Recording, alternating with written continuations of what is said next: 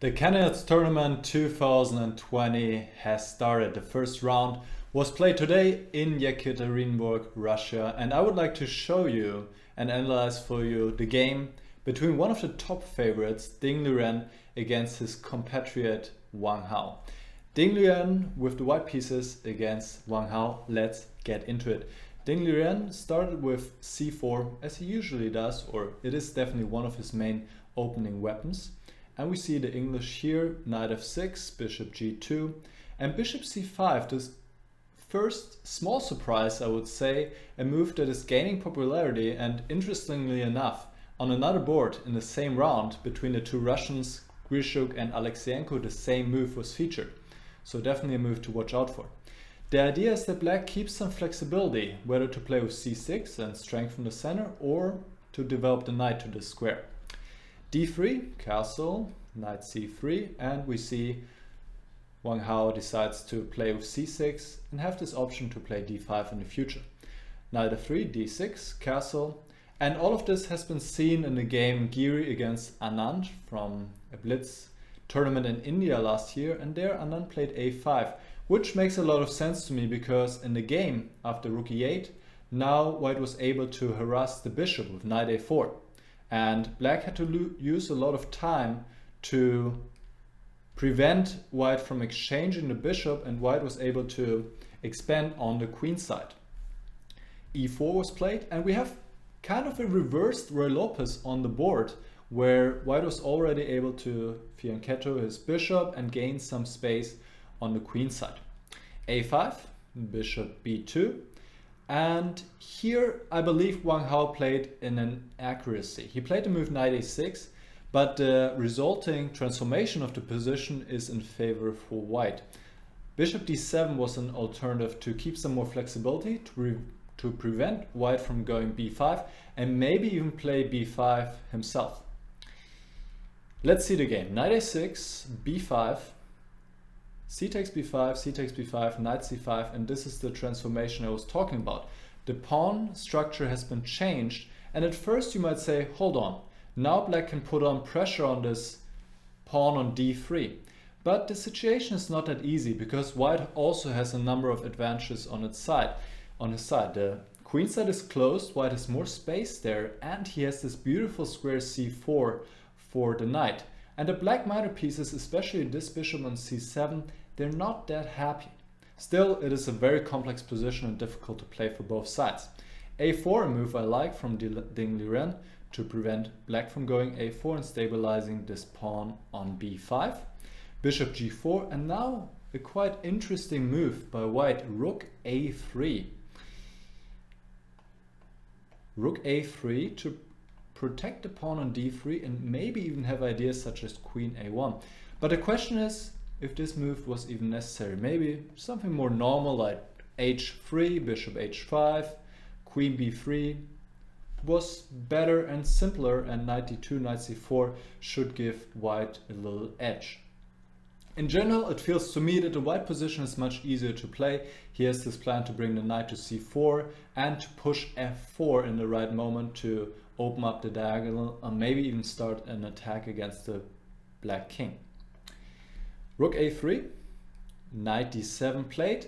Wang Hao, of course, also knows what to do in this position. He improves the position of his knight and wants to maneuver it, maybe at one point, to this beautiful outpost to d4.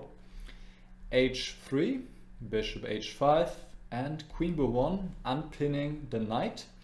b6 and knight d2. The knight is heading to c4.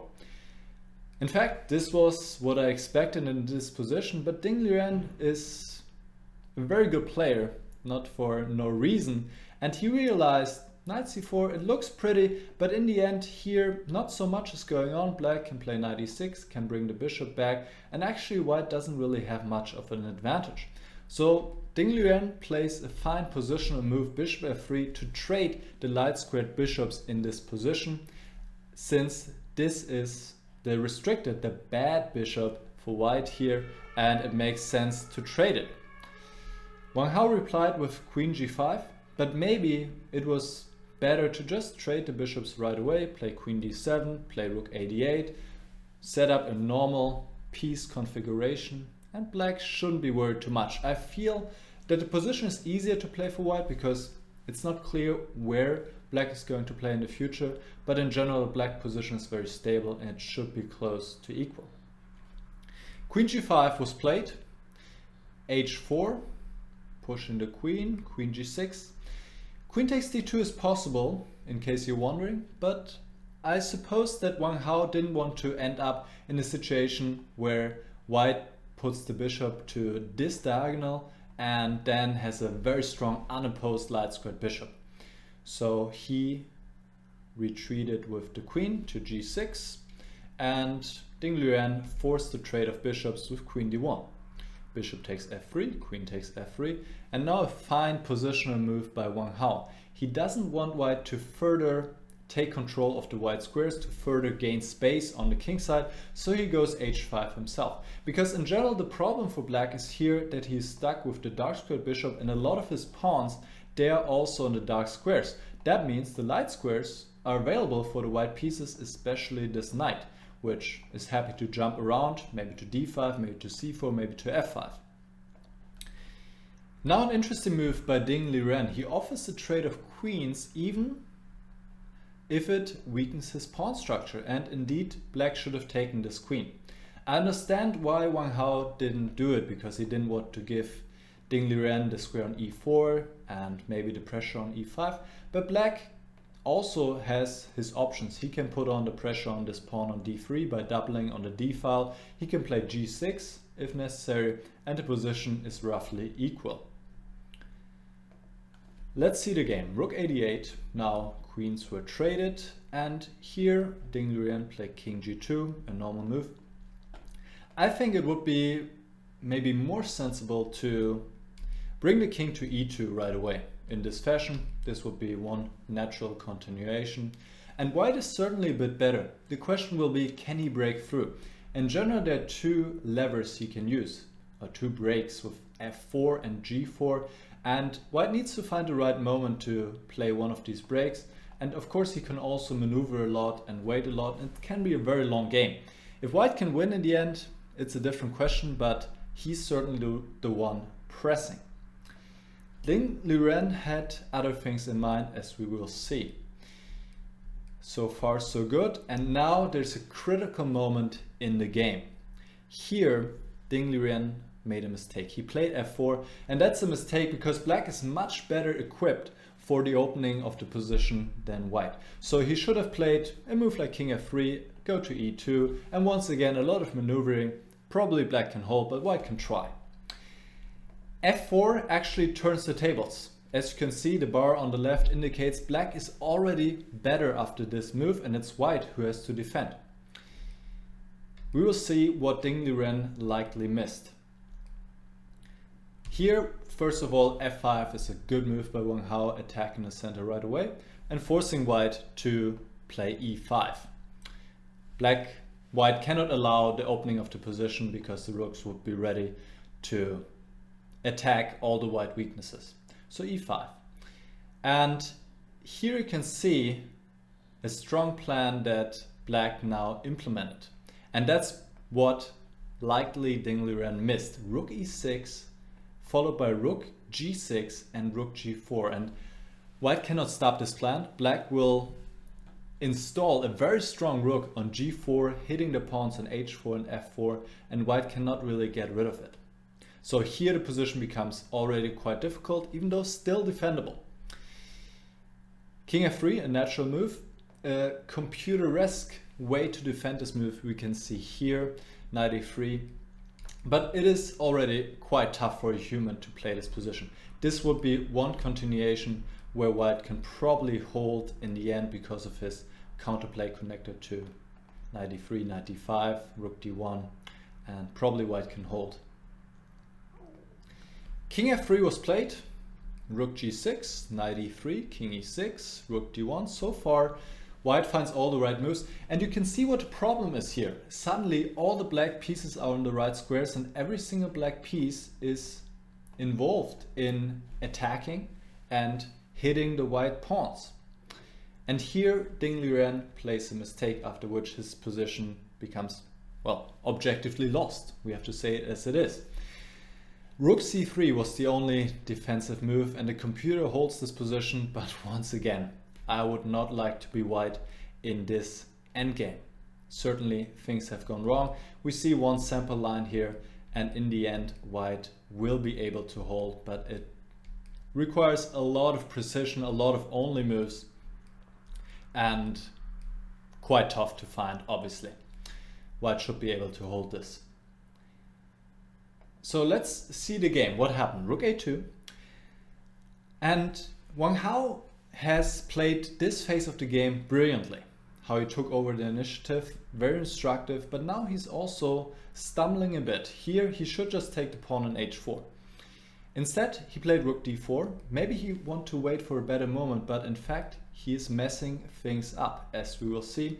Here he should go back to d4, and after knight c2, rook d7, knight e3, we have the same position, and black should take on h4 with a close to winning advantage. Instead, rook d7 was a big mistake by Wang Hao. Why was it a mistake? What could white play in this position? Stop the video here and think about it. Liren was able to save himself, but missed the opportunity in the 40th move. The 40th move, the last move before he got more time. d4 was the way to go.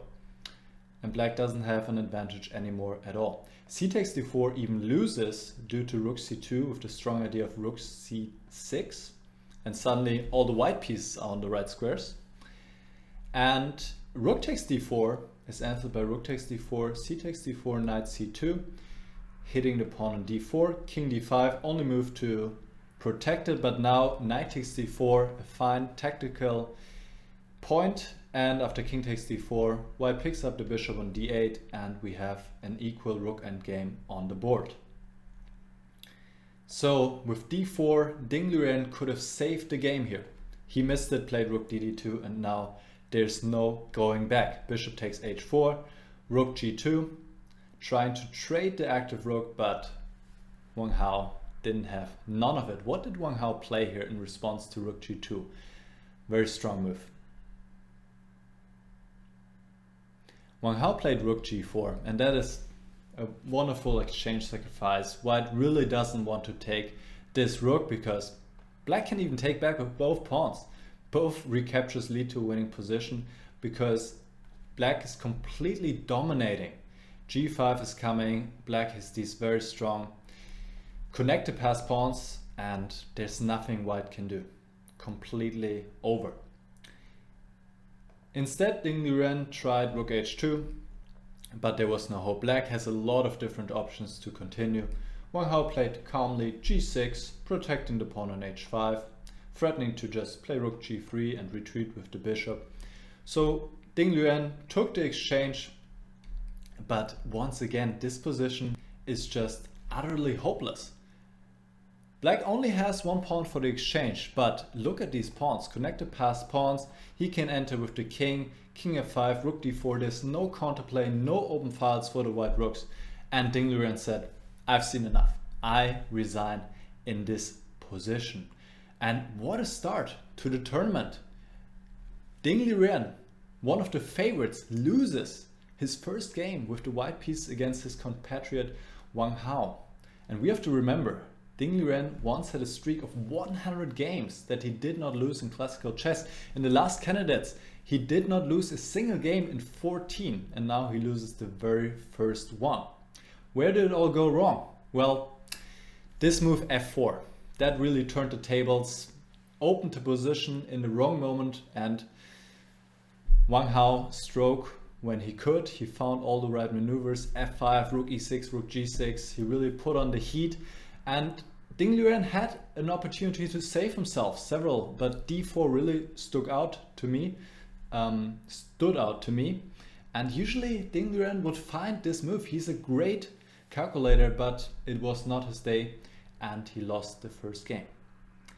Let me know in the comments if you found the moves, and also make sure to check out my other game analysis of the round, the game Anashgiri against Nepomniachtchi. You find the link to that game also in the description, and we'll see each other again very soon. Bye bye.